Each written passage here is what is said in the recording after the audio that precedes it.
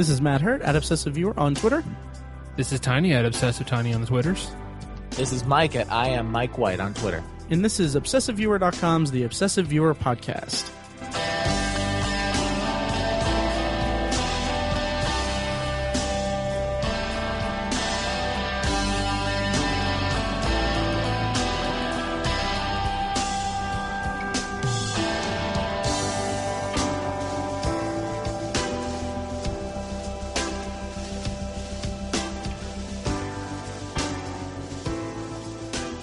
Hey, just so you guys know, since this episode is very heavy on the spoilers, I'm going to play this sound whenever we go into spoiler territory so that you don't have to worry about going through the timestamps like I'm about to say. So yeah, just listen for this.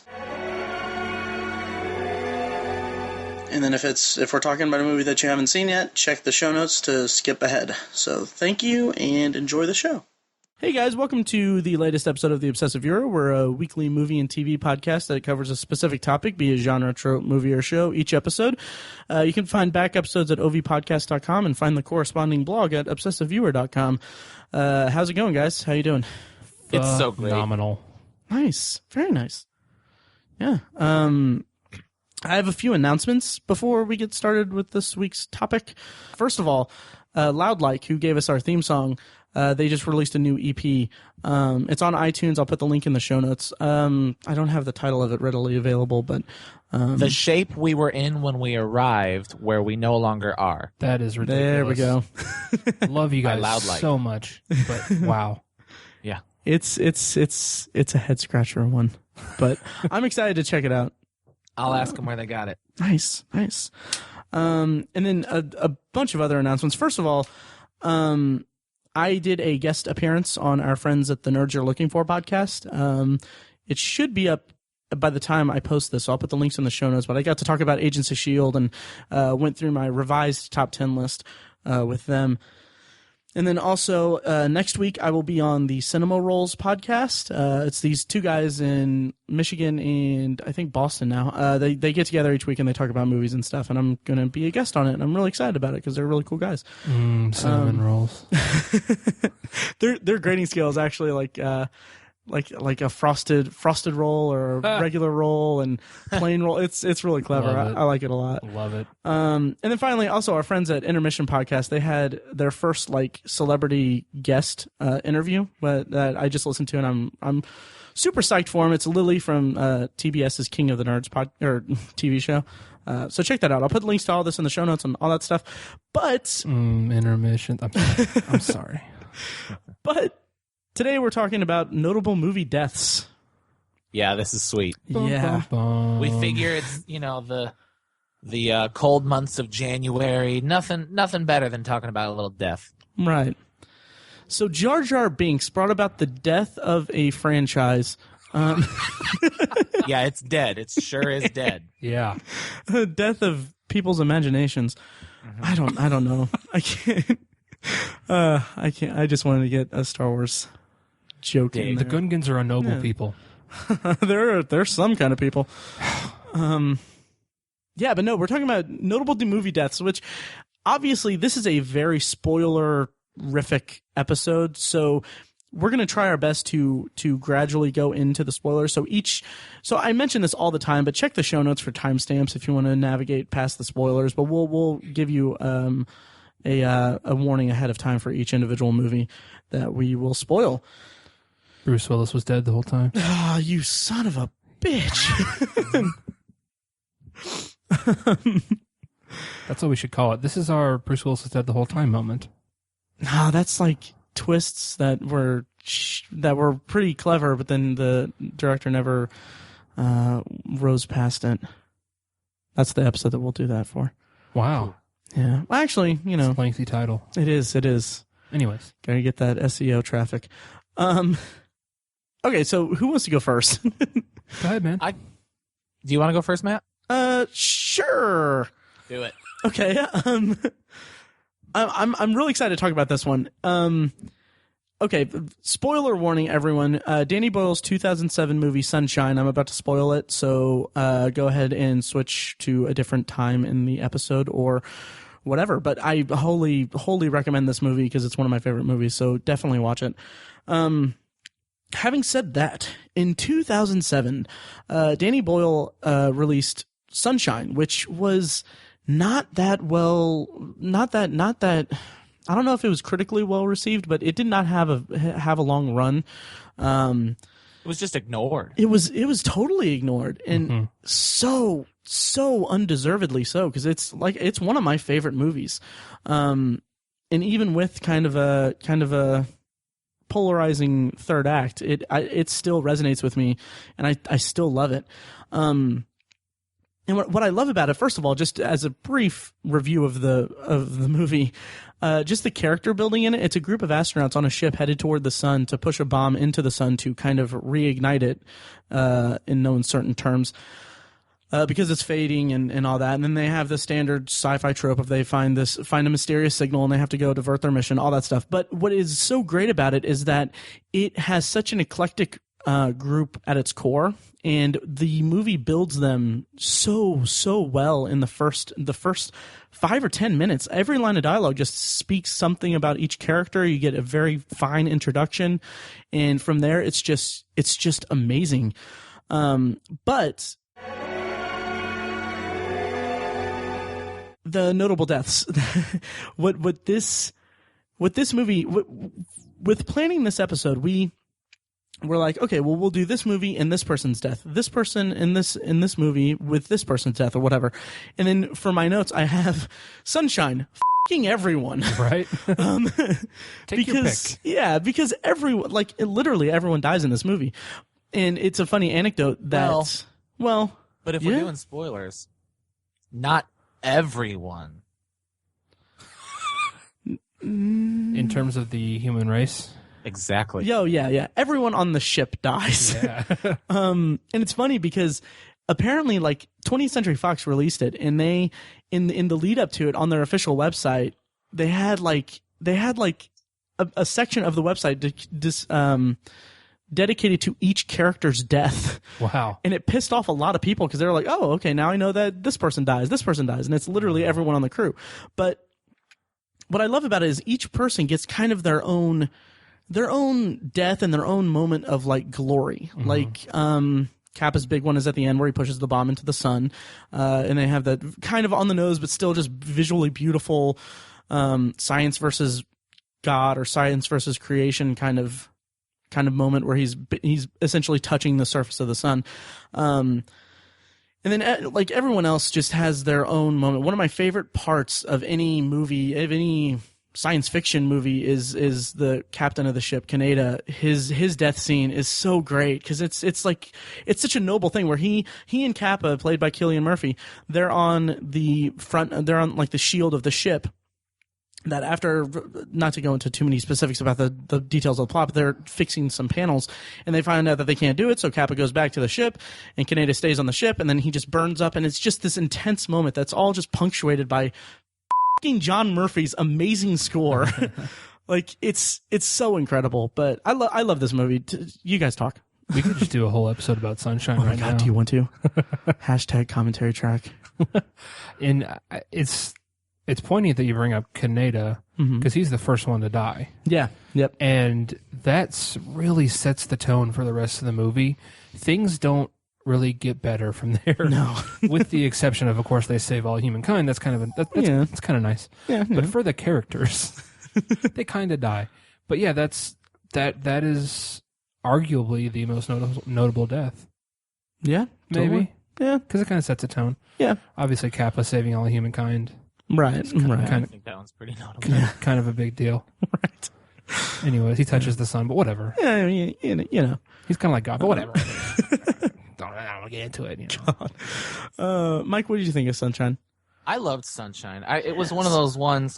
Clearly, listeners, you can tell Matt likes it. And when he likes a movie, he lets you know that he likes it. Absolutely. And when you ask if there's a movie that he would recommend, he takes one of the ones that he likes and shoves it down your throat.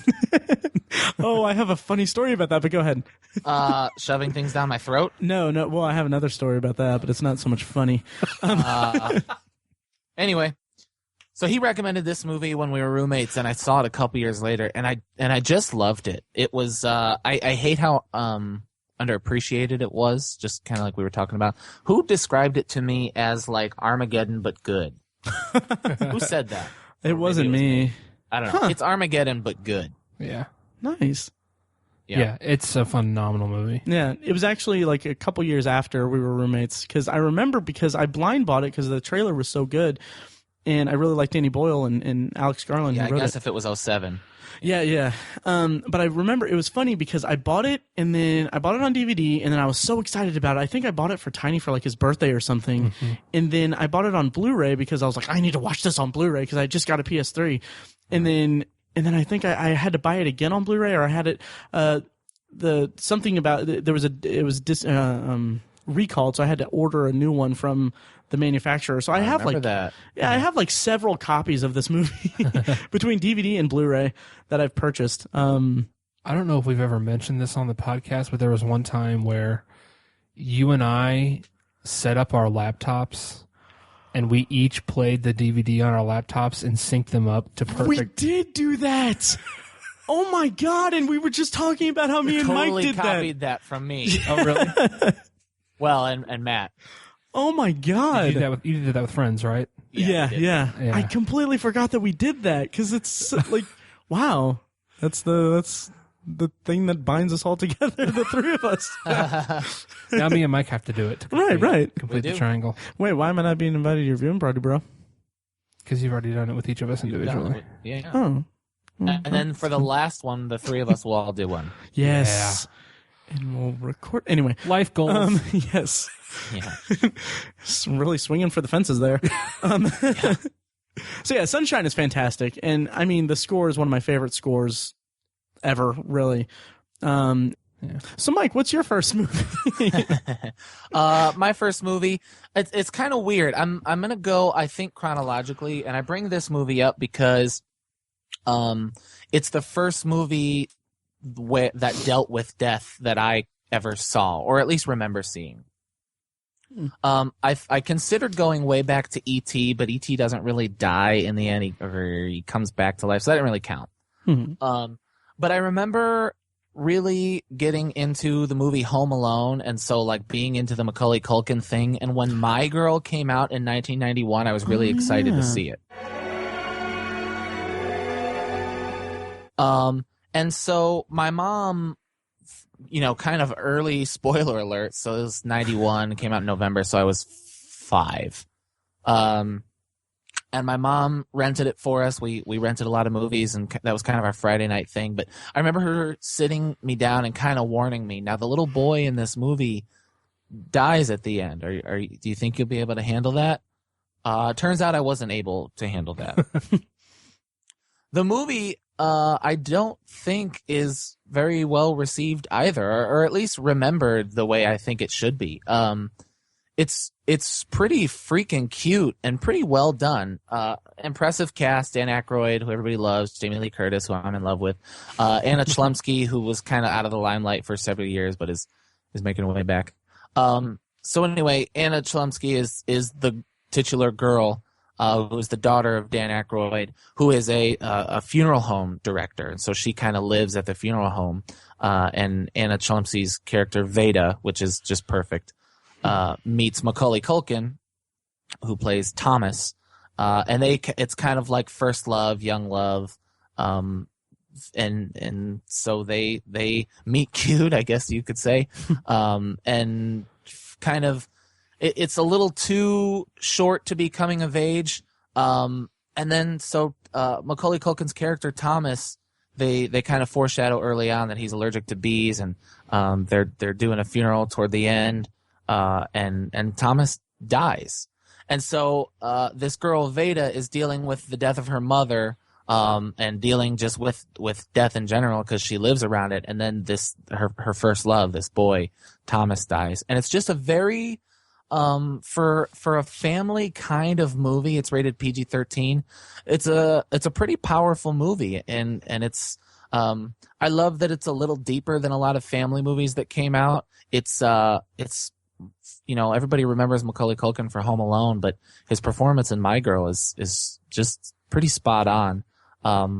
It's a pretty powerful movie, and I remember it affecting me greatly. I said that my mom sat me down to prepare me. Turns out I was not prepared, and I bawled like a baby.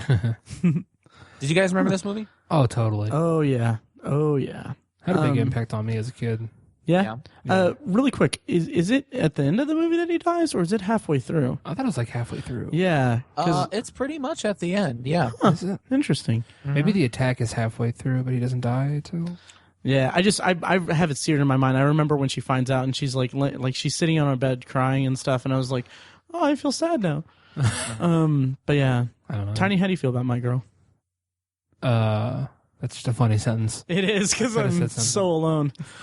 Yeah, that movie had a huge impact on me as a kid. I watched it several times, and I think it resonates because we've all kind of had a first little crush, and we've all gone through the ultimate life lesson of learning about death, and of course this girl has to learn about what death is and how to deal with it by going through like two of the worst things possible. She loses her mother, and she loses her best friend, or her first love, if you will. And she loses it very close. She loses them very close together, and she loses them very young. Yep. And you don't see that a lot, and it happens to people regularly. But it's one of those things that not a lot of people have had that level of experience with death that young, and that's what's unique about it.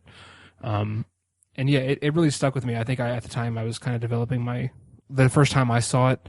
It wasn't when I was 4 years old in 1991. But it was later on, and I think I was kind of developing my first crush on my first girl I had a crush on. And I was like, oh my God, if she died. Oh. Tiny likes girls. I don't know why. Grow up, Matt. I'm never going to. What about you, Matt? Yeah, this movie was really...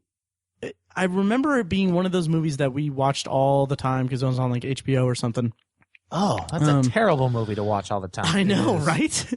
So I remember seeing like bits, like I saw it once all the way through, and then I saw bits and pieces. And we might have had the VHS, I'm not sure, but I really, the parts where it's like her growing up and everything, I really liked those parts.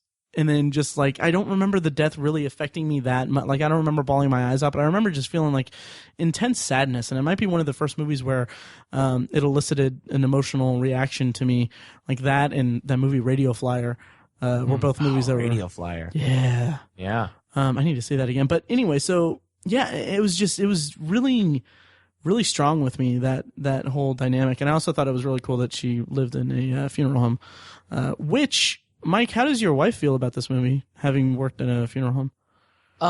That's a good question. I don't know. Oh, okay. We haven't talked about it. Oh, interesting. How do you guys feel about My Girl 2? I only seen it once, and I remember just thinking it was pointless. Not sure I've ever seen it. Yeah, I remember seeing it a couple times as a kid, and just not affecting me nearly as much as this movie did. Right. It was almost like they just wanted to give her a happy ending, which is not necessary. I think I remember thinking she has boobs now. Yeah. Nice. Ooh, Tiny likes... Anyway. Ooh, he likes her boobies, yeah. But yeah, one of the things that I really liked about My Girl was it may have been one of the first movies that I saw that kind of was like a period movie. Mm-hmm. And I don't mean that by that she gets her period. Boy, I just remembered that she gets her period for the first time. Poor choice of words. I didn't mean it like that. It was one of the first menstruation movies that I'd ever seen. And it was, but as a movie set in like the 60s, I think so. Yeah. Just it was cool to see that because I mean, I lived in the 90s. So yeah, it's a really good pick. Good pick. I like that. Yeah. Thanks. Yeah. Tiny. My first one is about the movie Scarface. Okay. Now, this movie is, I would almost say inexplicably popular, but I think it's explicably popular. The movie just, it really speaks to a certain group of people who sort of started with nothing and rose to the height of success, if you will. It kind of became part of popular culture in like the late 90s, early 2000s, when all these, as far as I know anyways, all these famous rappers and like moguls were essentially saying that it inspired them a lot, you know, because it's similar to how they rose to fame and fortune and success. So that's how it kind of became more popular in today's culture. I think back in the 80s, it raised some eyebrows because of the violence and because Al Pacino does a ridiculous accent throughout it. I will stop imitating it. But the movie really is very flawed. It's hugely popular. Most people have seen it. It's become part of pop culture across multiple decades. But it's a really flawed movie. It's way too long, and a third of it needs to be cut out. Al Pacino's acting is over the top, and the accent he uses is ridiculous. A lot of the acting is kind of over the top. Some of it's good, but the movie's too long. It kind of glorifies death. It glorifies young death, and it glorifies crime. And it's just not really that great of a movie. It's pretty boring. And wow. The first like 30 minutes are pretty exciting, and the last 15 are pretty exciting. But all that in between just really drags a lot, and it's boring. But most people will know Scarface because of the ending, where there is a notable death. The movie's really a character study of Tony Montana. He's this immigrant who, he's an illegal immigrant, but he was a criminal in Cuba, and he was this thing that actually happened back in 1983 maybe, or maybe 81 or something. Castro basically just opened all of the prisons and put them on boats and shipped them to Miami. And they had to keep them in these camps essentially, and it was a whole big thing. I wasn't around for it. I don't know a whole lot about it, but this fictional character was part of that, and he essentially gets into the cocaine business and becomes the largest cocaine dealer in Miami and one of the largest cocaine dealers in the country. And so he does this through the drug cartels through South America, and he gets into bad blood with them, and they send people to kill him. So the climax, obviously spoiler alert, the climax is essentially this raid of 20, 30, 40 cartel guys raiding Tony Montana's house, and it's just a barrage of bullets and blood and explosions. And it ends, there's the famous line, "Say hello to my little friend," where he uses the grenade launcher on the bottom of his M16.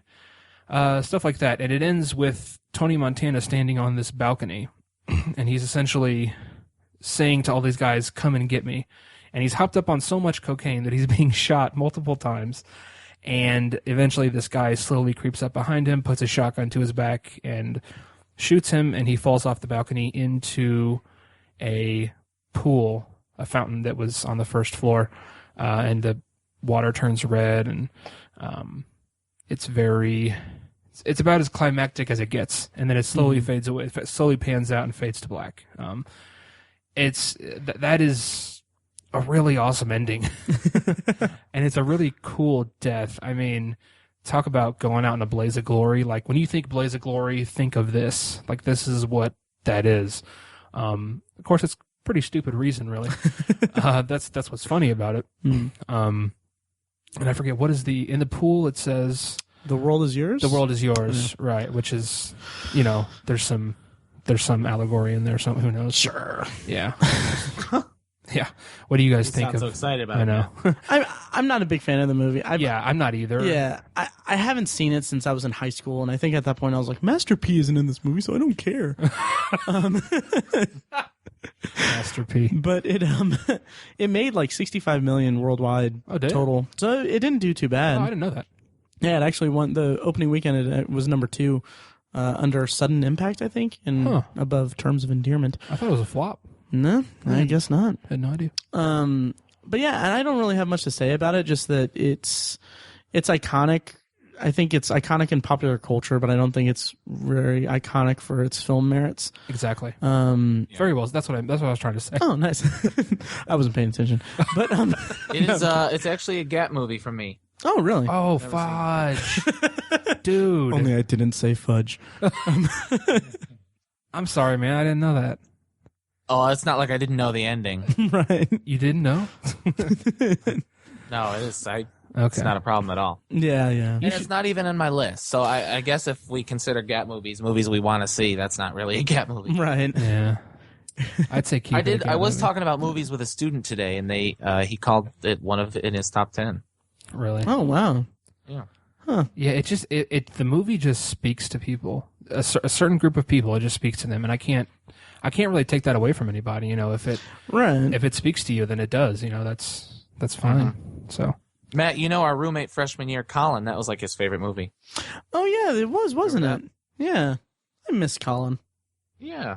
Yeah, I remember when it was like rising to its height again, like in the early 2000s. Mm-hmm. Whatever, Tiny. So Colin, you remember? He had a 24 mouse pad. Me and a group of friends, like in junior high, we got together to watch it. And we were like, oh yeah, we're going to watch Scarface. And we were so excited. And we watched the first half hour and it's awesome. There's a chainsaw in the hotel scene. That's really iconic as well. And then it just starts to fall off from there. And I think like an hour in, like all of us fell asleep. And it's a 2 hour and 50-minute movie. It's just shy of 3 hours. Yeah, thanks for the invite, by the way, Tiny. I think you were there. I don't know. I was so drunk in junior high. But the thing that I remember most about Scarface is actually just Grand Theft Auto Vice City. Yeah, it aped it so much and it paid homage to it so much that was my level of interest or whatever in Scarface was just through that video game. So right. So yeah, Scarface. Yeah. So then, is it mine next? That's you. Yes, sir. All right. Well. Just so you guys know, here I'm about to spoil 1960s Psycho, though this is the least spoiler warranted notable death because it is very, very, very iconic. Mm-hmm. But 1960 Psycho, it's the character of Marion Crane, played by Janet Leigh. She arrives at a hotel, the Bates Motel, and she gets murdered. If you haven't seen it, Mike, you haven't seen the original, have you? I saw like most of it, and then my plan period ended, so I had to turn it off. Okay. So anyway, this movie, it's fantastic, by the way. Oh yeah, every minute of I saw was fantastic. Yeah, I absolutely love this movie. Its cultural, its impact is so present. And it's so unique in that this was like one of the first movies where a character is just killed off. Just like this is the focal character, Marion Crane. It's set up. The entire first act is her stealing money, going on the run, and then she ends up at this motel where she just ends up getting just murdered, just for no reason other than this guy's psychotic. And it's just such a notable death because obviously it's just iconic. The shower scene is just, it's something that everyone knows about. But what's really interesting to me is that this movie, like Alfred Hitchcock, like he went through very measured lengths to not let it get spoiled. Like he basically, there were signs posted up, like promotional signs all around theaters saying like, don't tell anyone about the first 20 minutes of this movie. And I think that he had like a kind of a newsreel kind of thing or like an advertisement kind of thing played before each movie saying like, don't tell them the secrets of Psycho and all that. And it's because of that opening kill and or not opening kill, but that midway through kill basically. And then also just the whole the whole end of the movie with the reveal of Norman Bates, his true nature. But it's just, I love this movie and I still find it still holds up. The kill still really, really holds up. And I haven't seen the remake, but I've seen clips from it and I'm not a fan. So what do you guys think of Psycho? Tiny? It's awesome. Nice. Can I say it? No. Yeah, this movie is one of those, like, you have to see it. Mm-hmm. I don't even care if you don't like movies. Like, if you're not really a movie person and you you only go to the theater when Adam Sandler takes a crap on film. You need to see this movie. It's such an interesting example of filmmaking, because Hitchcock would do so many things where he would do things you're not supposed to do, but he would do them amazingly, wonderfully, brilliantly great. Like you mentioned, halfway through the movie, there's this whole narrative shift. Mm-hmm. You think it's about this woman trying to escape who's stole money from her boss. Is that what it was? Yeah, she stole money from her boss, and I haven't seen the movie since high school. Oh, really? Yeah, it's been so long. It's so good. So you think it's about this woman trying to escape, but it really turns into this guy who's a serial killer, and it's like, what? You know, like you don't even know what's going on. It's just such a brilliantly constructed movie, and of course that involves the main character being killed off, and you basically switch to this whole new main character, and this whole new story arc too. Because in Marion Crane, what's great about it is that she has a full arc. Like, she goes from stealing the money to like trying to get away from it, and then she comes to this point of realization where she's like, okay, well, I need to go back and return the money and all that. She needs to settle everything out and everything like that. So she goes through this entire arc, and then it just shifts to just her boyfriend and I think it's her sister, that are going on this adventure to try to find her. And it's something that, like, only someone that was really, really talented could really pull off that well and make it such an iconic movie. Mm-hmm. And it hinges on this death scene. Yeah. Oh yeah. Yeah, which is incredible. Yeah. Very good. Yep. So that's Psycho. Mike, what do you got next? I'm kind of, it's kind of really coming off of yours. I'm going to talk about you said accidentally opening scene of Psycho. I'm going to talk about the opening scene of Scream. Nice. Sweet. Very nice. Yeah. And we have talked about this ad nauseum on here. Mm-hmm. Everybody knows Scream is the reason why Matt loves movies the way he does. It's an incredibly influential movie, to me. But, what I love so much about this death in particular is, first of all, the obvious thing, how it's also iconic. Not as iconic as the Psycho kill, but in the cadre of amazing deaths in movies, it's certainly up there. It's a top 10 most important. But more than that, even after the first time, second time, several viewings, it's still shocking.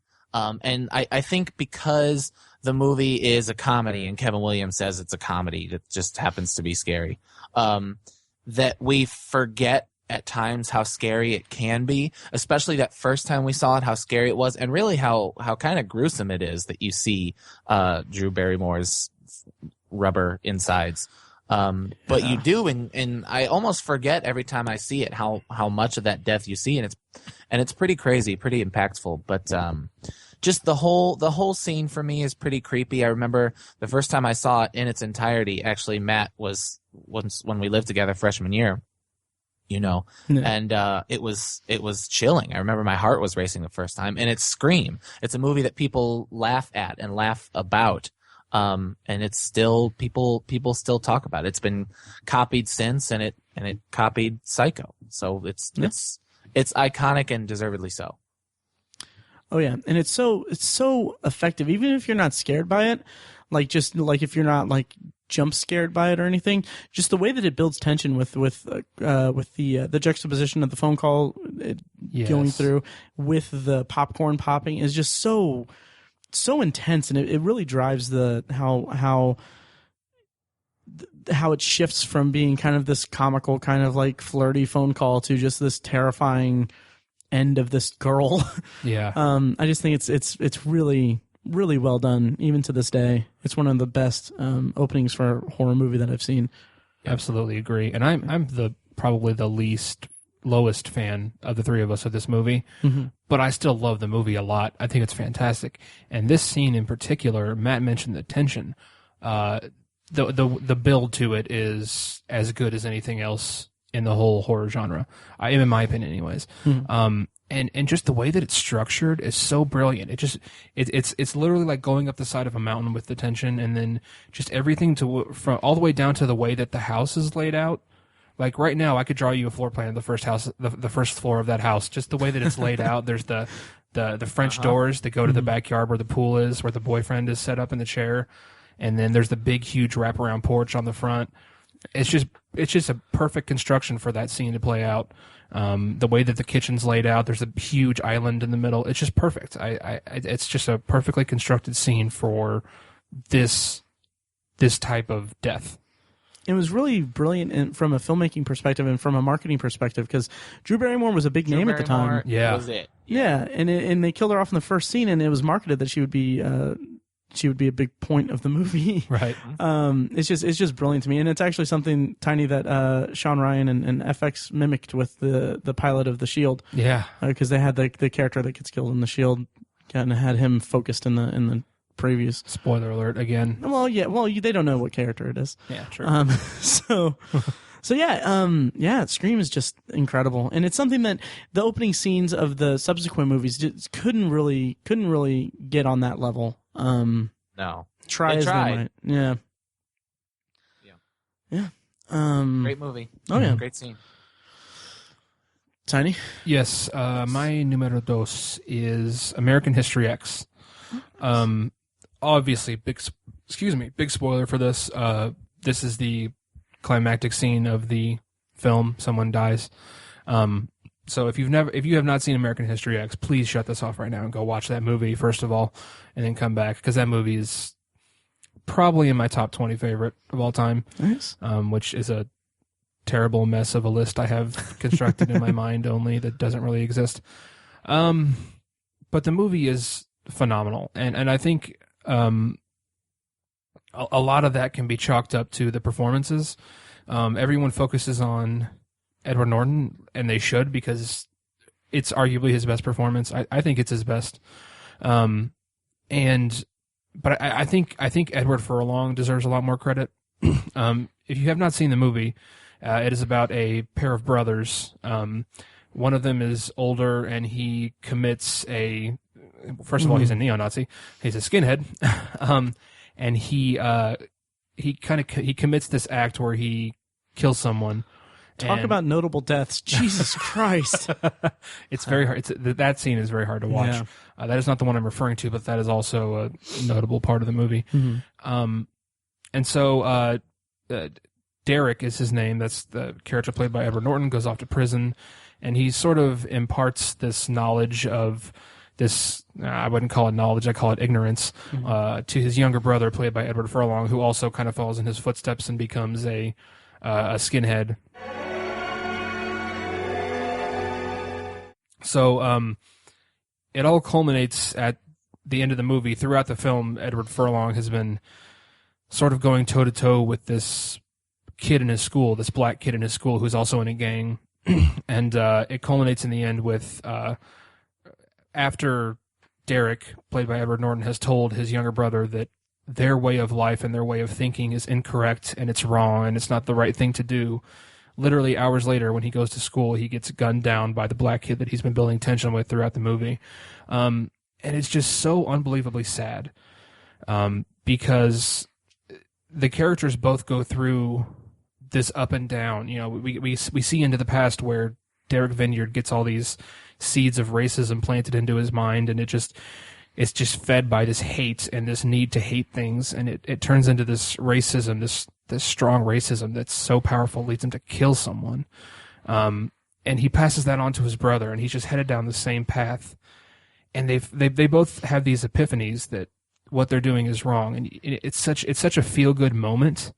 They kind of play it out like it's a really great moment when he imparts that knowledge to his younger brother that they need to stop what they're doing because it's wrong, just morally and fundamentally wrong. And within hours, he gets gunned down for those beliefs that he had. He's just a kid, you know. He's like 16 or 17. It's really sad, and I would almost say, unfortunately, it puts a somber note on the movie, but I think it's a somber note that should be there. Mm-hmm. I think that should be a sad, somber, depressing ending.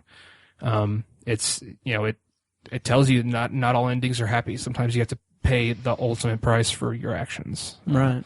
But it's so poignant, so well done. The performances are incredible. It's just a really good movie. Yeah. Mike, what do you think of American History X? His death says so much in that scene. It's more than just a tragic twist. Yes. It's it talks about it's about gang life. It's about racism is on both sides. It's about what happens when something can go so far. It's about not just your ideas can keep you safe. It's about so many things, and I think that's what's so memorable about that movie and about that death. The first time I saw it, I guess we've got a theme going on, but first time I saw it was with Matt, freshman year of college. And I remember being so mad at him at the end of the movie that he suggested I watch it. Because I had never really been affected by just that depressing of an ending of a movie. At least not often. And it just blew me away and threw me for a loop. And I was so upset. And I went on this big debate about I think it's when I learned to like movies that didn't make me happy at the end, because this movie can't make you happy at the end. Right. Unless you really don't like Edward Furlong. Unless you don't like Edward Furlong. Yeah. Unless you were still salty at him because of how much his voice cracked in T2. Yeah.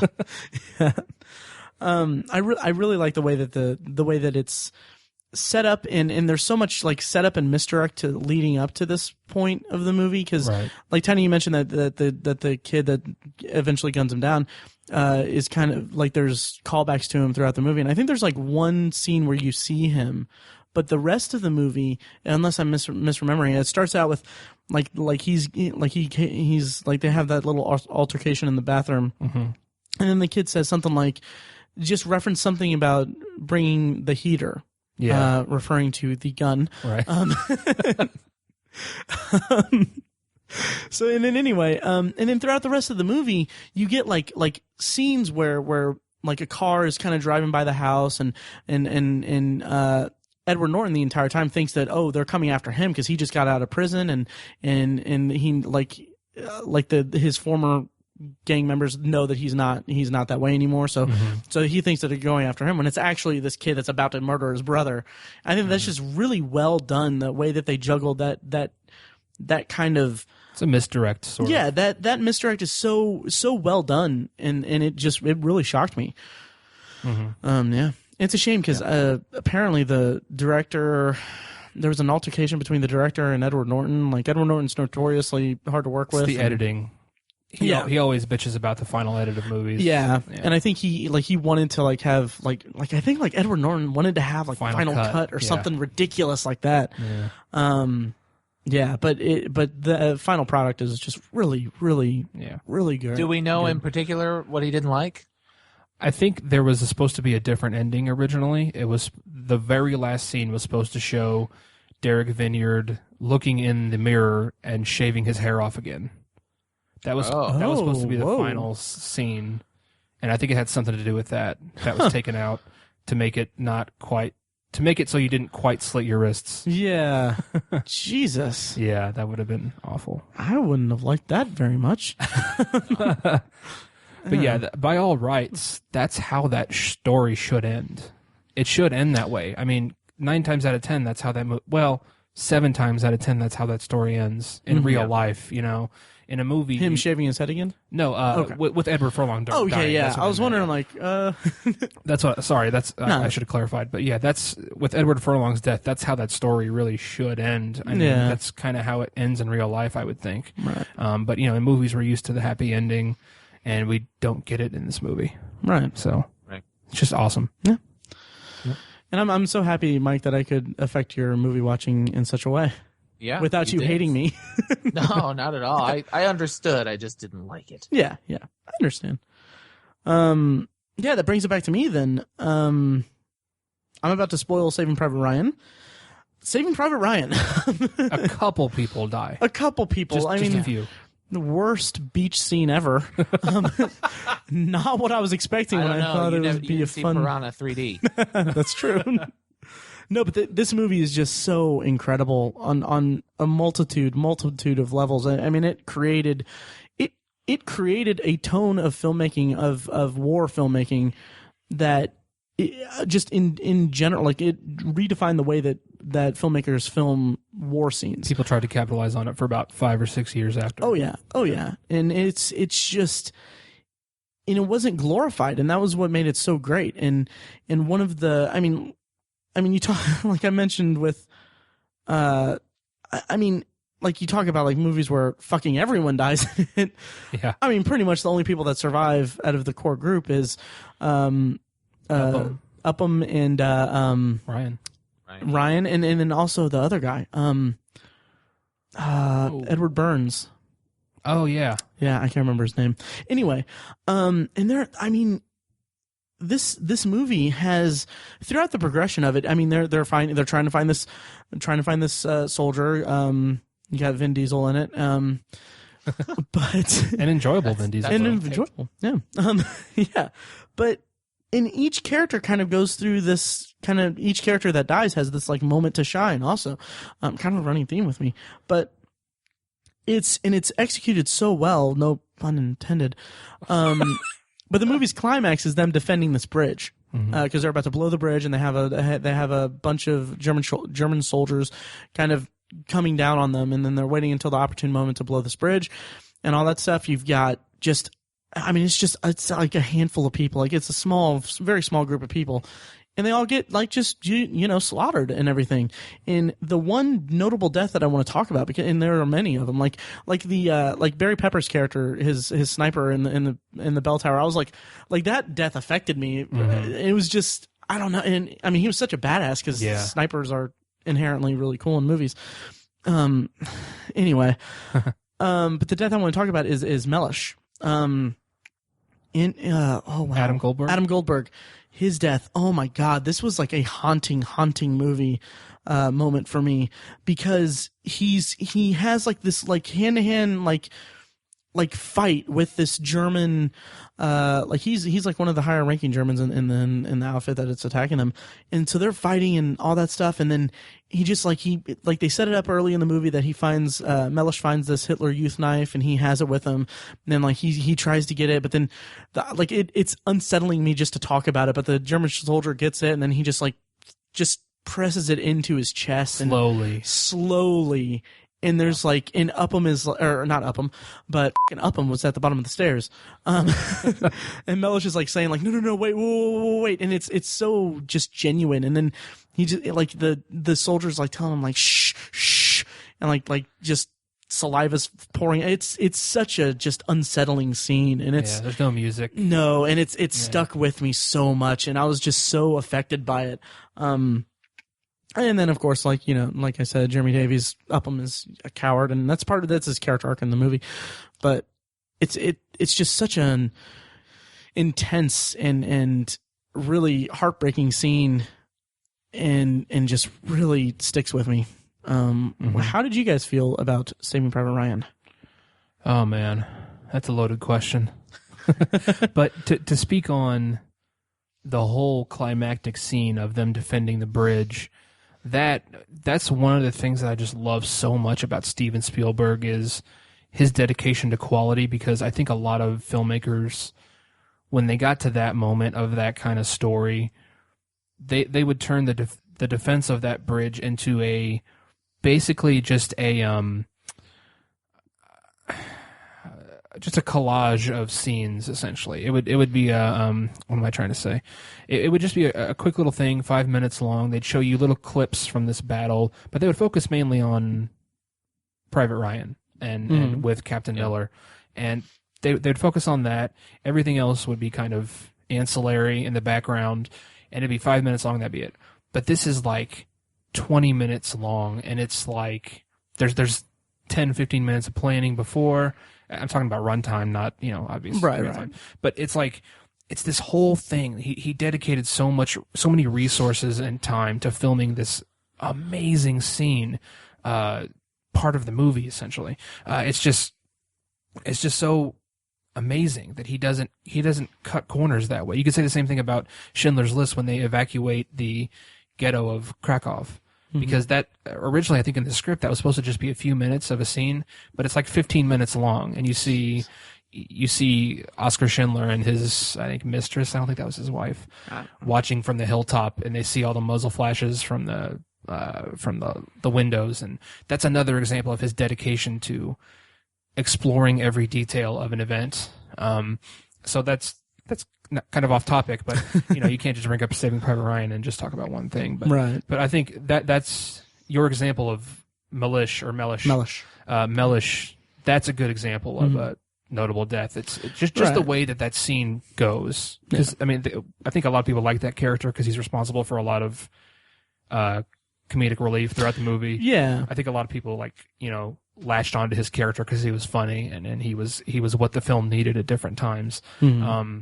And to see him killed so hauntingly and such a hollow death. It didn't do anything. He didn't need to die, and it was just terrible. And it's really sad, but it's such a great part of the movie. Yeah. Sorry I took so long, Mike. Yeah, well, that's okay. It's just I don't really have anything else to say that could be said better than you said it. It's that good. It's all those things. I think one of you guys said the word haunting, which is exactly the word that came to mind when you mentioned it. Oh yeah. Nice. And it's disturbing. Yeah. And then obviously, another notable death from it is Tom Hanks. Yeah. But I feel like just the gruesomeness of Mellish's death is takes precedence over it. Plus, Tom Hanks got to blow up a tank with a handgun. The plane blew it up, but it's a really cool scene. Anyway, a lot of notable deaths in that movie. Yeah, it's Vin Diesel and Giovanni Ribisi's death are both. Yeah, I should have brought up Giovanni Ribisi's death because just when he's screaming for his mom. Oh. Yeah. Man. Yeah. And, so that's really. Any of them. That's... Oh yeah. Right. Oh yeah. Yeah. So see Saving Private Ryan. Yeah. Sure. Who's up next? That's me. Yeah. Go for it, buddy. Well, I'm going to go a little more lighthearted than that. A lighthearted death. I'm actually going to talk about many deaths. Several deaths. A couple hundred deaths. Every time Bill Murray's character Phil dies in Groundhog Day, for me is a notable death. And I don't know, maybe that's cheating. I guess I'm just kind of having fun with it. But he absolutely dies. Mm-hmm. And the movie it's pretty simple. It's something we've seen several times since. And it's just a really enjoyable movie. I think when people think of Bill Murray, the first thing they think of is Ghostbusters. But for me, the second thing is definitely Groundhog Day. It's one of my favorite movies of all time. And he's just hilarious in it. And I think we don't think about how dark the movie gets at times, how often he tries to kill himself. Mm-hmm. Yeah. And I remember trying to figure out how long he is in Punxsutawney, and that Harold Ramis on the commentary says something like 10 years. Wow. Yeah, but the internet disagrees. And this one guy counted it to be like 33 years and 350 days. Jeez. Holy wow. Is the most accurate thing. I wonder how he got there. I'm curious. Yeah. Well, it's a step by step. In fact, we can. It's on whatculture.com. It's just how many days does Bill Murray really spend stuck reliving Groundhog Day? We can put the link in the show notes if you guys want. But It goes through like each individual time we see. There's kind of an estimate of how long it takes to learn how to ice sculpture, how long it takes to learn piano, and so he comes up with just about 34 years. Wow. Jeez. Huh. Yeah. Which makes it, you get why he tries to kill himself so many times. Yeah. It's a really, really dark movie, but I love it. The comedy's so effective.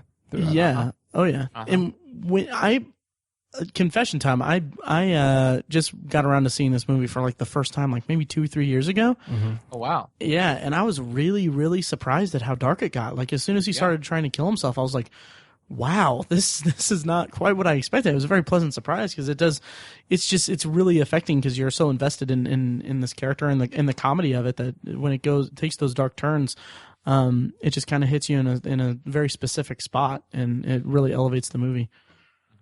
I remember the first time I watched this was also only a few years ago for me.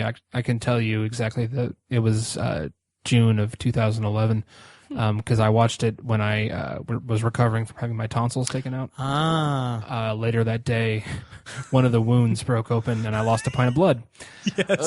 I don't mean to laugh, but man, it's kind of funny in retrospect. It's terrifying. Hint if you ever hilarious. Hint if you ever want to get right in at the emergency room, show up holding a bowl of blood that's falling out of your mouth. Yep. So, but that's, I remember thinking, like, I was feeling terrible, obviously, because I had wound holes in the back of my throat. And I was like, I want to watch something funny. And I watched Groundhog Day. And I was like, this is funny, but I feel bad. But I loved it. It's a great movie. But yeah, that's a good bring. That's a good topic because it's kind of unconventional. Well, really unconventional. Oh, yeah. But awesome. Yeah. Oh, yeah. So anything else on Groundhog Day? Nope. Not that I can think of. Nope. Cool. Tiny, is this your last one? This is my last one. Sweet. Go ahead. Yes. My last one is Thelma and Louise, which I saw for the first time like last year. Or maybe this year even. But I've still never seen it. Really? Yeah. But you know how it ends. Yeah. I mean, it's also an iconic death scene. Right. The two characters who are best friends are being hunted by the police and maybe even the feds by the end. I can't remember. And it ends for me when Brad Pitt takes his shirt off. I never make it past that. I could be so dirty. But I won't. Anyways. Yeah, Brad Pitt's in it. But it ends with they are cornered against this cliff by a barrage of police cars and helicopters. And instead of turning themselves in, they just decide to drive the car off the edge of the cliff hand in hand and commit suicide.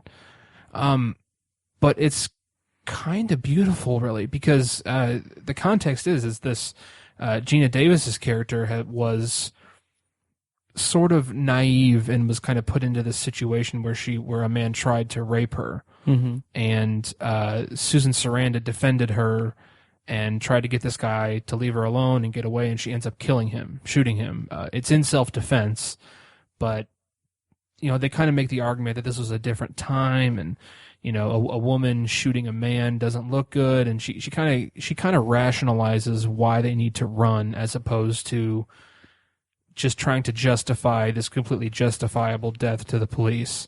And it just goes from there, and they end up running from the police across multiple states, and it just kind of builds on everything, and they end up robbing a store, and they kind of dig themselves deeper into a hole. But you can tell that by the end of the movie, these two best friends just had an amazing time together. It was they were both looking for an escape. They were both trying to liberate themselves from kind of this ho-hum life they had sort of built for themselves, and they do it by going out in this blaze of glory. Again, to reuse that phrase, but that's a notable way to go out, is in a blaze of glory. So the movies are really great. The performances are phenomenal.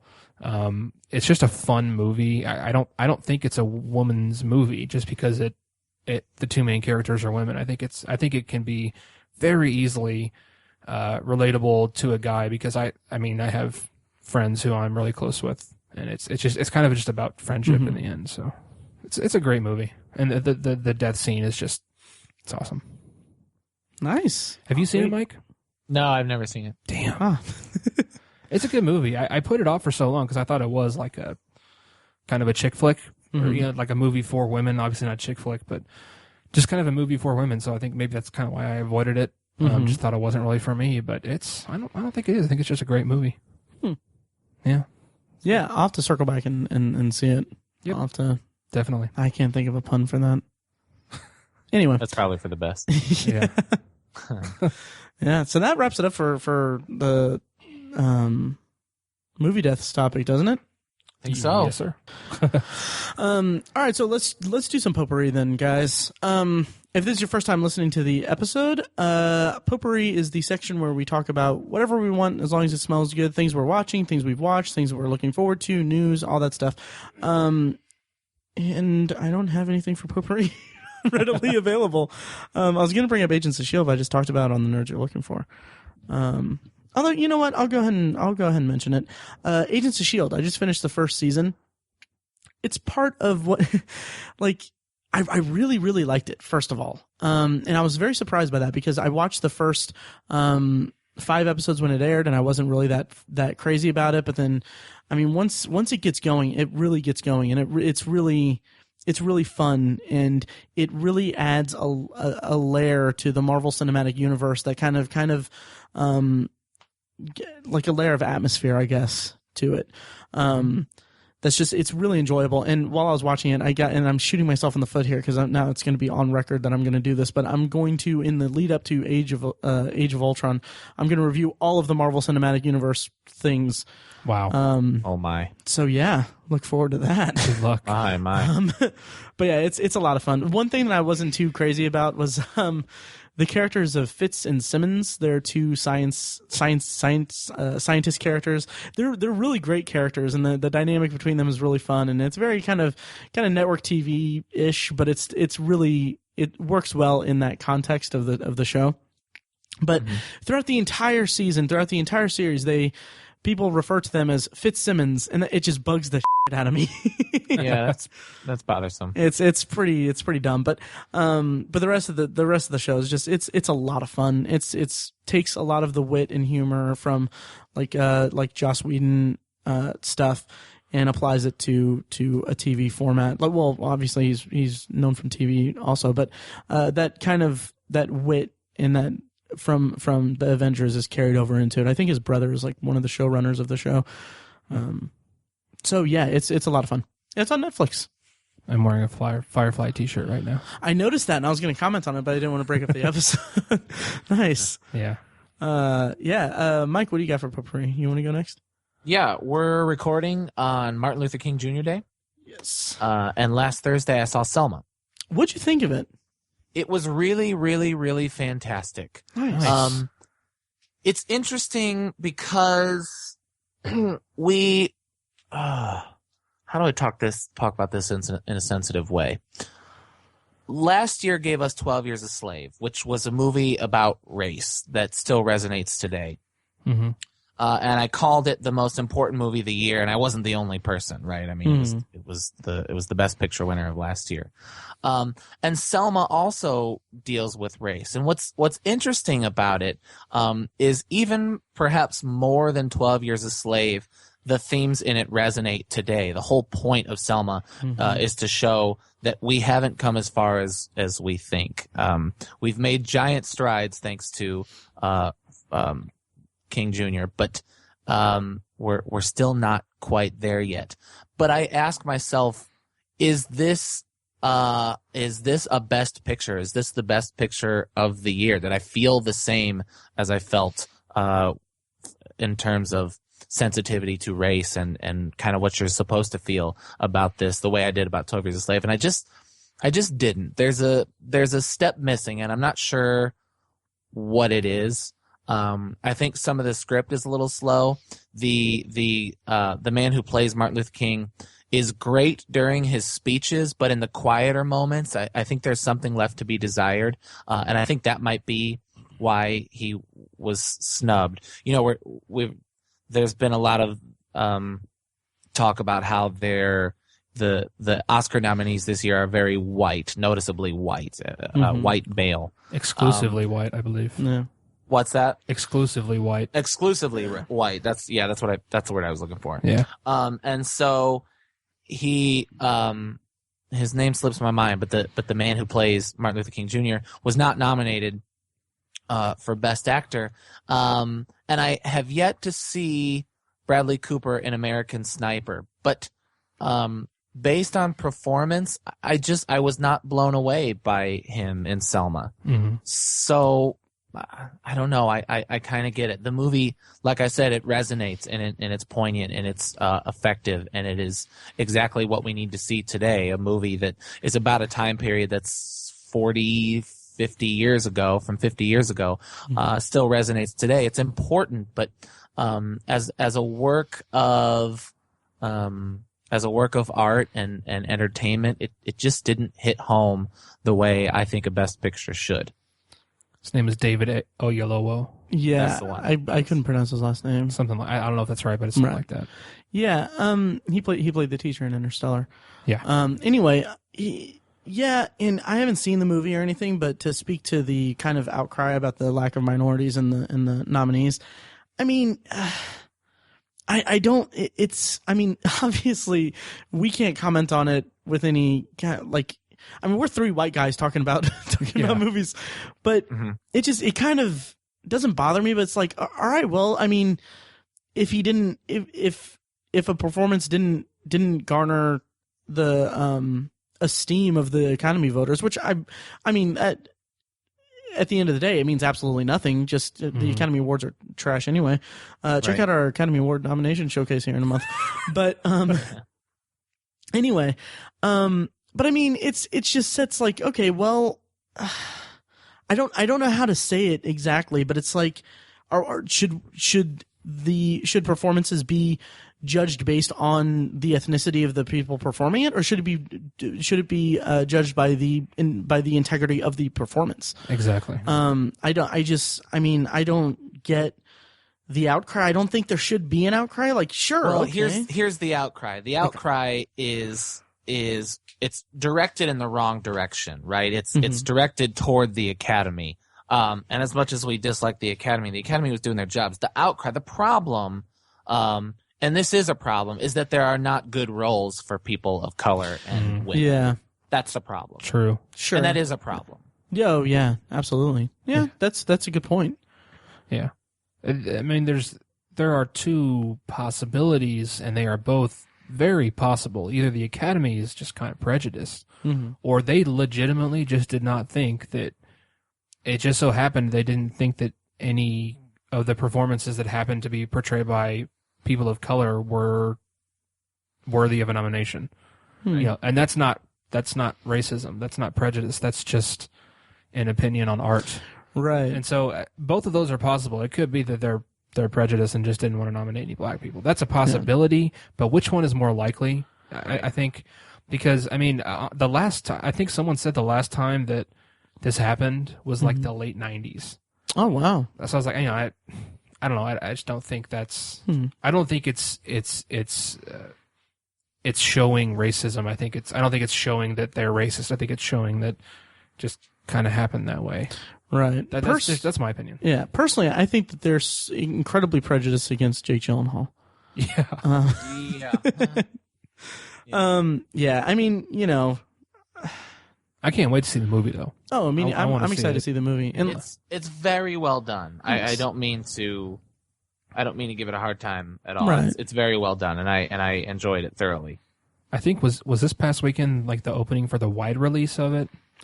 Yeah, it was. I think, yeah. So I haven't had a chance to see it. And it was cool because when it was over, I felt like I learned something. I mean, we all know about Martin Luther King, and but like to see the way he comes into the town of Selma with his game plan is impressive, and you see how the civil rights movement that he kicked off and his part of it was not by chance, and we know that he fought hard for it, but it was cool to see how calculated it was.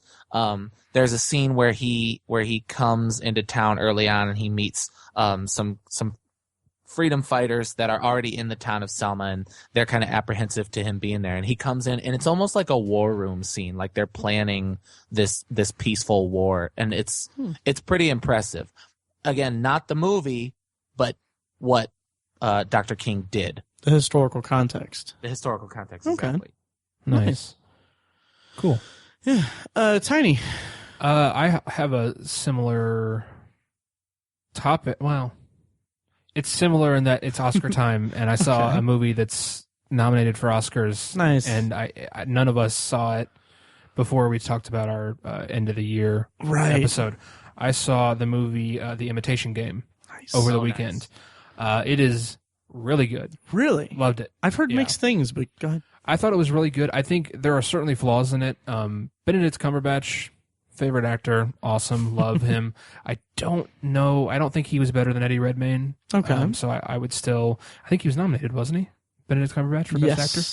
Yes, he was. So yeah, Eddie Redmayne's still leading the pack, in my opinion. But he was still just terrific. I loved Benedict Cumberbatch in it. I loved Keira Knightley. Mark Strong was great. Dancer, what's his first name? from Game of Thrones? Charles Dance. Charles Dance. Oh. Charles Dance. He was great in it. I loved him. He was kind of a adversarial character. The performances were great. And similar to what Mike said, just the history of this that I didn't know of this event that happened is just mind-boggling. It will boggle your mind if you don't know all of the details of this Project Enigma, where they cracked this Enigma machine during World War II. I did not realize how big the implications were. I didn't realize what all they did with this information, and it kind of blew my mind at the end. It was the facts will blow you away. Okay. And the movie is good also, but it tries to balance two narratives at once, but one of them suffers greatly. It's not addressed as much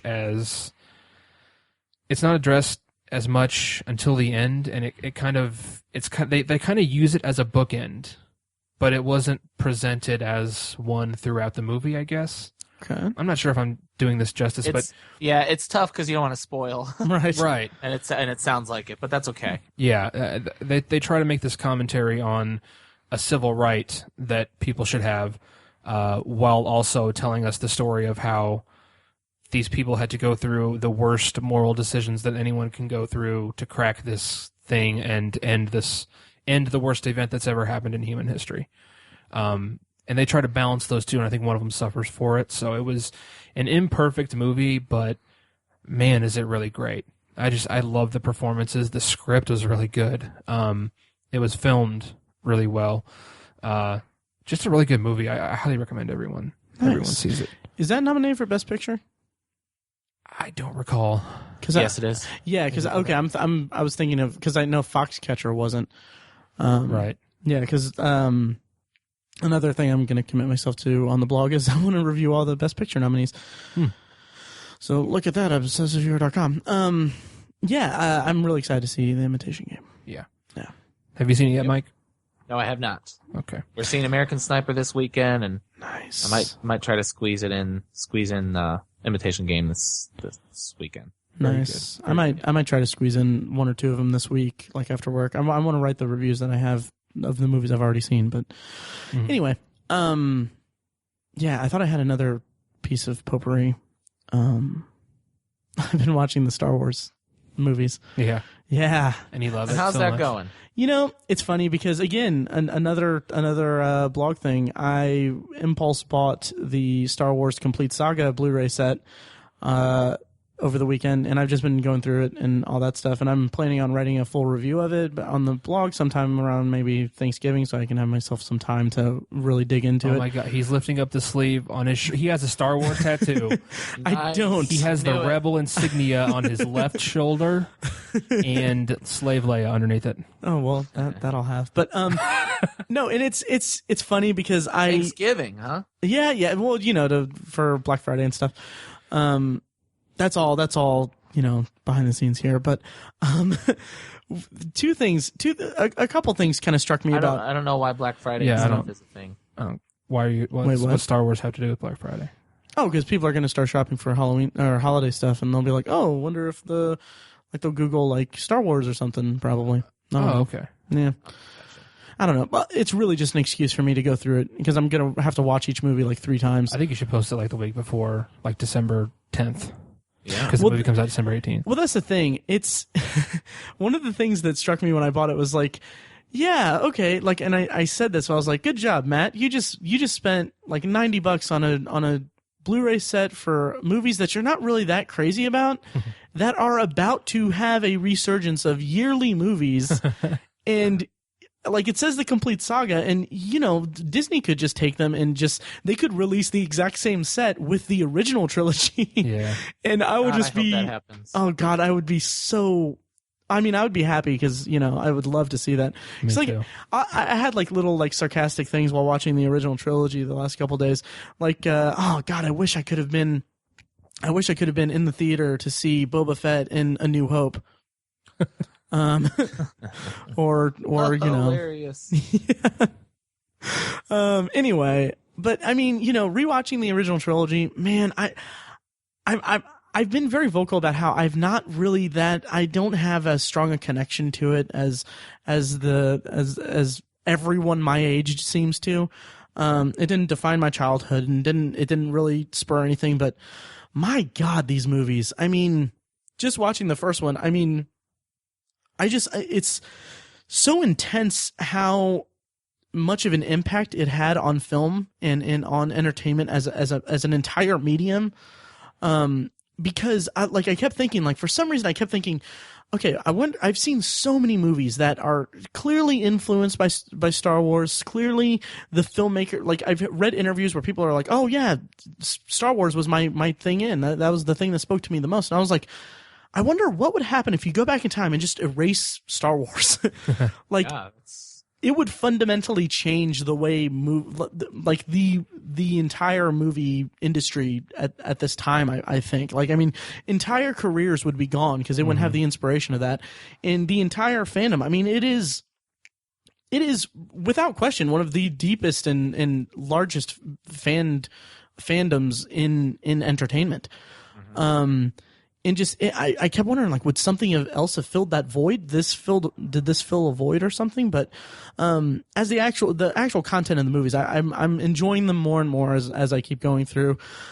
The original trilogy or the prequel trilogy, though, oh my God, I was actually kind of excited to watch them. I actually kind of was, and then as soon as Jar Jar Binks started speaking, I was like, oh man, if this, it. Horrible, just horrible. And I kind of narrowed down why.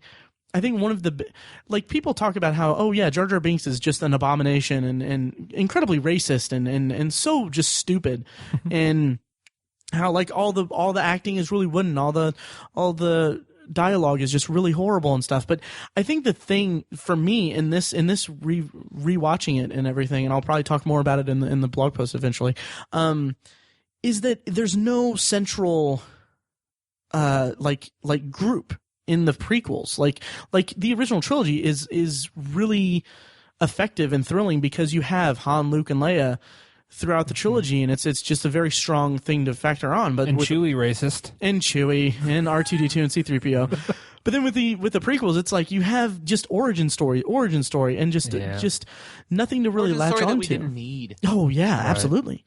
So that no one wanted either, right? Yeah. So we'll talk more about Star Wars as the year goes on, but yeah. I just wanted to just say that I bought the Blu-rays and I kind of put myself into this little project of mine. So welcome. Oh, thank you. Yeah. Yeah. Anything else? Anybody else got anything?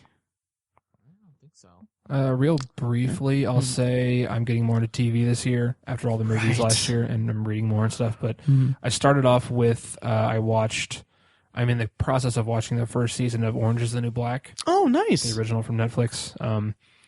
I'll report back in a week or two about my thoughts on the first season, but it's going well. It's good. Have you gotten any farther than when we talked about it? I think episode 11. I want to say. Oh, nice. Okay. There's 13 in the first episode or first season. Nice. So yeah, I'm almost there. You guys watching Friends?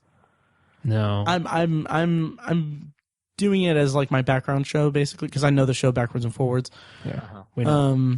Yeah. We started for whatever reason. Well, we started with season 6 because Matt and I decided that season 6 was the best season. Mm-hmm. And watching it again, Matt, it is 100% the best season. Oh yeah. Anyway, so we kind of started there, but also that's what's on Nick at Night at 10 o'clock, 11 o'clock Eastern. And so we watched it for about a week, and then like that next week they started playing the same episodes, and that kind of sucked a little bit. Huh. Wow. Oh yeah, I had another thing. Yeah. I got nothing else about Friends though. I'm kind of bummed that the Netflix one is the syndication airings. Syndication, and it's letterboxed. Yeah, that's true. Yeah. So that's a bummer. But it's it's there just for people to consume. People are loving it. Check out our retrospective. Yeah, and then the last thing I want to bring up. Do you guys have anything else, or should I close this out? I'm done. Pretty soon? Do it. Okay. Well, the last thing is another kind of inside baseball kind of thing. I've never used that expression before. Inside baseball? Yeah, here's inside baseball, like how the sausage is made. there's a new sci-fi series on Sci-Fi Network called The Expanse, which is an interesting story to me, because I was at a bookstore and I bought a book because it looked really cool. It's called Leviathan Wakes. It's a sci-fi book about a space book, basically. I was like, you know what? I want to get more into sci-fi this year. So I bought that, and it's the first in a series called The Expanse. And it was like there was a blurb by George R.R. Martin on it. So I was like, oh, yeah, this should be pretty cool. And I'd only seen that in a second book on the bookshelf at the bookstore. So I was like, okay, well, this will be fun to kind of go at my own pace. There's only 2 books out and all that stuff. So turns out that there are 4 books and they're all like 500 pages. And the 5th one is coming out in June. And then sometime this year, probably in summer, there's going to be this 10 episode sci-fi series on Sci-Fi called The Expanse that's based on the books. And so I'm like, oh man, I need to kind of, hunker down and read these books and review them on Obsessive Book Nerd and then do episode reviews of the show on Obsessive Viewer. Tiny. You sound excited. Nah, I am actually pretty excited. What's up, buddy? The script for Ready Player One, the film, is done. Oh. Uh-huh. And Ernest Cline has confirmed that he's started working on the sequel to Ready Player One, the book. Whoa. Yeah, dude. Yeah. Do you know who wrote the script? I don't remember. Okay. Just curious. I haven't read the book, but who are your dream filmmakers for it, you guys? Edgar Wright to write and direct and produce. Yeah, that'd be cool. Yeah. Nice. I don't want to be a snob, but I really don't see this being made well. Or at least the way I would want it to be made. So I'm gonna say nobody. Nobody would be the best. I think there were talks of Christopher Nolan, and honestly, I'm not sure how much I would like that. Yeah, I don't know that Chris Nolan really would. Well, he'd get it, but that's not Chris Nolan's tone. I don't think so. It's too referential for him. Uh-huh. Yeah. No comment. I read the book recently. I finished it last week. I read it in like 4 days. Nice. And it was amazing, wasn't it? So good. It's only like $2 or $3 on Kindle, so I'm gonna buy it and read it. Do. Yeah. You will not regret it. No, I'm all there. I'm all there. We are maybe. By the way, welcome to the Obsessive Book Nerd podcast. We are maybe a year or two too young to really, really get it. Yeah. To really appreciate everything. But God, it's still so damn good. It is. It Nice. is. We're close enough. I couldn't not picture an 18-year-old Logan Lerman as the main character. Okay. Yeah. He's awesome. It's interesting because I don't know really anything about it at all. So when I can carve out some time, because I have a pretty like I just said, a bunch of books to read. But yeah, I'll check it out. Sweet. Yeah. Please do. Yeah. Well, I think that about does it for us. Yeah. I can't remember if I mentioned this at the top, but I had a list of announcements, and I don't think I said this one, but Indy PopCon was announced. Yeah, finally. Yeah, finally. June 26th, which is my birthday, June 26th to 28th, the PopCon is going to be back in Indianapolis. We have a booth already. We paid for it last year. Hopefully we still have it. But yeah, we're going to be there, and you'll hear more about it in the months ahead. But make sure you check it out and see us there if you're in Indianapolis at that time. And wish me a happy birthday then. But not now. Happy birthday, Matt. Yeah. Happy birthday, Tiny. Tiny just had a birthday on Friday. He did have a birthday. Thank you. Yeah. Happy birthday. Thanks. Yeah, my girlfriend took me to see the Imitation game as part of her birthday. So Nice. Yeah. Nice. I let you be on this podcast. Thank you, Matt. Thank you, dear leader. Jesus. Yeah. Anyway, so let's wrap it up. Yeah. Any closing statements, you guys, before we throw it up? Wrap it up. Oh, one more thing. No. No, thanks for listening, guys. I got nothing else. All right, thanks. Thank you, guys. Thank you.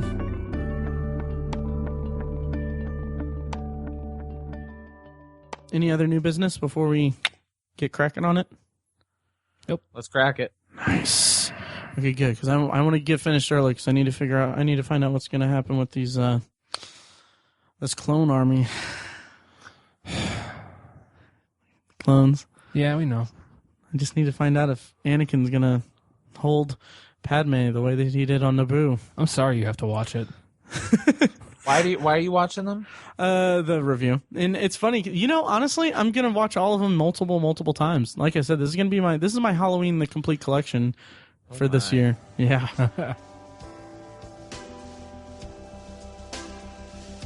As always, loyal listeners, thank you for listening to the Obsessive Viewer podcast. And thank you, of course, to Loud Like for providing our awesome opening theme music. Their first EP, their first of a few actually coming out in the next few months. Check them out. Anyway, it's called Mistakes We Must Make and features our theme song and a clips of events. Make sure that you rate and review us on iTunes after you listen to this episode. It helps us out a lot, and it gives us the ability to say, hey, people like us. Also, please like our Facebook page at facebook.com/theobsessiveviewer, and you can follow each of us on Twitter. You can find Matt at Obsessive Viewer, Tiny is Obsessive Tiny, and me, Mike, I'm at I am Mike White on Twitter. You can also check out the blog at obsessiveviewer.com, where all three of us, but mostly Matt, review movies and TV shows and talk about all kinds of things. It's kind of the written form of this podcast. You can also check out Obsessive Book Nerd, which has book reviews and commentary on the evolving world of reading. And also check out Tiny's The Secular Perspective, which is a podcast exploring the concepts of faith, religion, and existence from the perspective of secular hosts. If you have any thoughts on the podcast in general, or this particular podcast you just listened to, or even suggestions for future podcasts, please email us individually at Matt, Tiny, or Mike at obsessiveviewer.com, or you can just email the podcast directly as a whole, kind of directed to all three of us, at podcast@obsessiveviewer.com. Again, thank you so much for listening. We love you. Be excellent to each other.